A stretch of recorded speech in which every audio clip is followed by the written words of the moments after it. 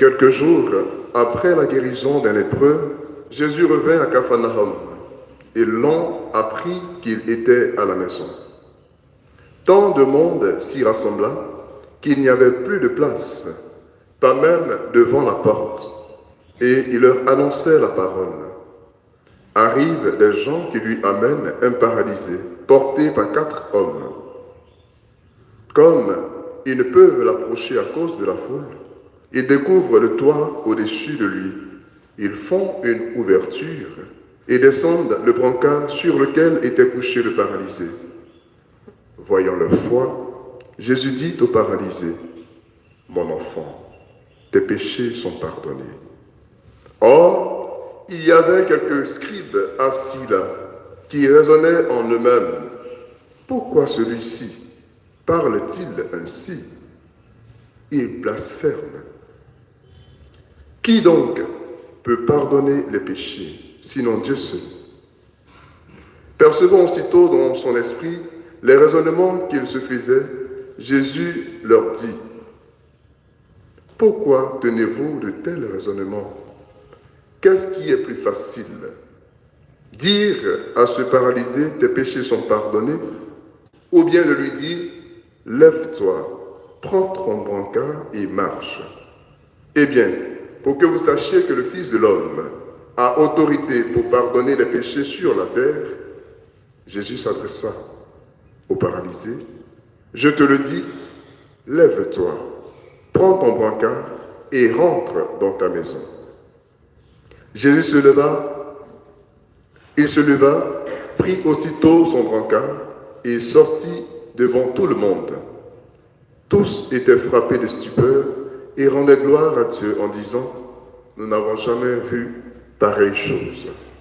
Veuillez vous lever. Acclamons la parole de Dieu. Louange à toi, Seigneur Jésus.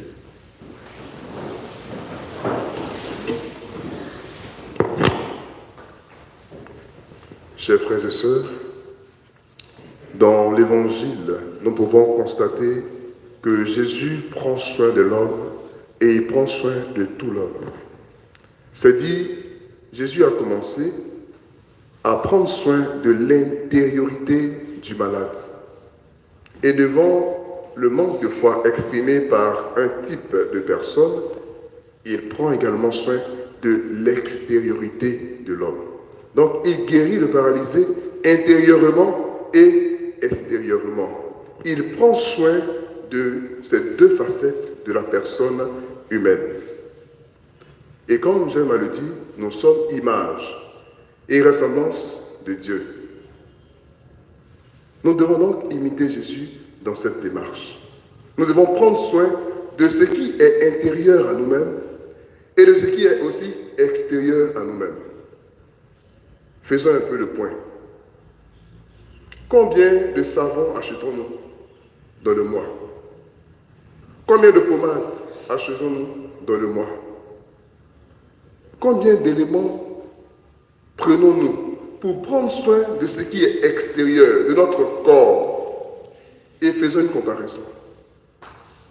Combien dépensons-nous ou quels sont les efforts que nous faisons pour prendre également soin de notre être intérieur? Ne serait-ce que venir à la confession pour bénéficier du pardon de nos péchés. Combien de temps mettons-nous? Chers frères et sœurs, nous sommes une dualité. Nous sommes esprit et corps. Tant nous prenons soin de notre corps, nous avons aussi besoin de prendre soin de notre être intérieur. Car, malheureusement, une réalité nous attend, la mort. La mort, elle bouffe notre corps. Elle ne bouffe pas notre être intérieur. Car c'est cet être intérieur qui est appelé à aller à la rencontre du Seigneur. Prenons soin également de notre être intérieur. Jésus a pris soin de pardonner d'abord les péchés avant de guérir physiquement le malade. Quel soin donnons-nous à notre être intérieur? Pensons-y pour que nous ne soyons pas surpris.